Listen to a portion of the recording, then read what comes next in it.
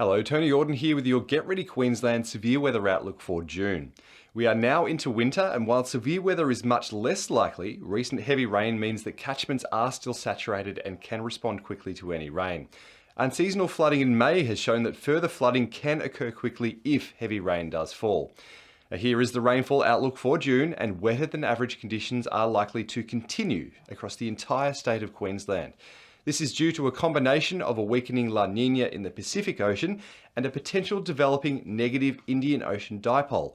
Basically, both major ocean basins are providing moisture for potential rain. This month, Queenslanders are encouraged to think about what maintenance or upgrades you can do around the home or business to make them stronger against extreme weather.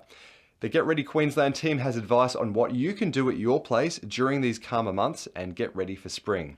For more information, head to the Get Ready Queensland website, and I'll have your daily weather forecasts and warnings on 7 News.